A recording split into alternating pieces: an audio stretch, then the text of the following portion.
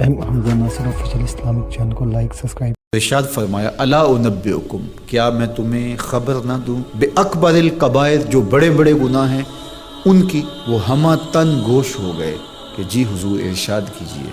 تو آقا کریم نے جو پہلی بات ارشاد فرمائی الاشراک باللہ، اللہ کے ساتھ کسی کو شریک ٹھہرانا ہے، اس کی ذات میں، اس کی صفات میں، اس کے افعال میں کوئی شریک نہیں، وہ وحدہ لا شریک ہے۔ دوسری بات حضور نے جو ارشاد فرمائی وہ ہے وعقوق الوالدین، والدین کی نافرمانی۔ امام فخر الدین رازی نے تفسیر کبیر میں لکھا ہے کہ انسان کے وجود کا سبب حقیقی ذات باری تعالیٰ ہے اور سبب مجازی والدین ہیں۔ تو اس لیے گناہوں میں جو بڑے گناہ ہیں، اکبر الکبائر جو ہیں، ان میں سے دوسرا بڑا گناہ اللہ کے محبوب علیہ السلام نے عقوق الوالدین کو بیان فرمایا۔ تو والدین کے ساتھ حسن سلوک کرنے کی ہمیں تلقین کی گئی، اور یہ شریعت اسلامیہ کا ہم سے تقاضا ہے۔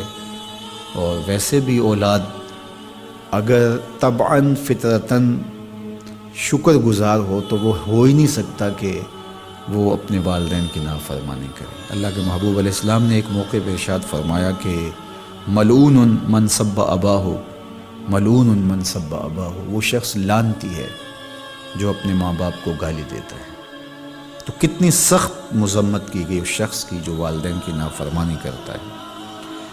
ایک موقع پہ حضور علیہ السلام نے فرمایا رغم انف ثم رغم انف ثم رغم انف، 3 مرتبہ فرمایا۔ اس شخص کی ناک خاک آلود ہو، پھر اس کی ناک خاک آلود ہو، پھر تیسری مرتبہ فرمایا اس شخص کی ناک خاک آلود ہو۔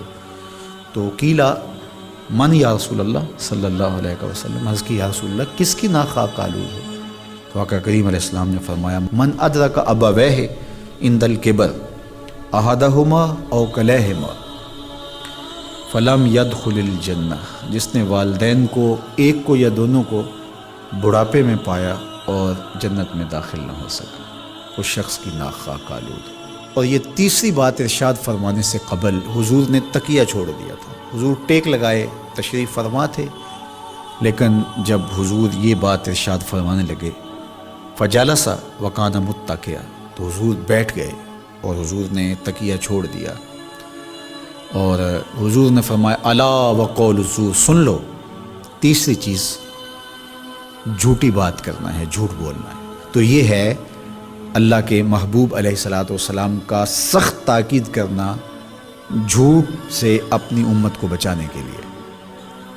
اچھا، یہاں ایک بات رک کے یہ سمجھ لیں کہ جھوٹ بہت بری چیز ہے، لیکن شرک اس سے بڑا گناہ ہے۔ تو اس کی تاکید اتنی زیادہ کیوں کی؟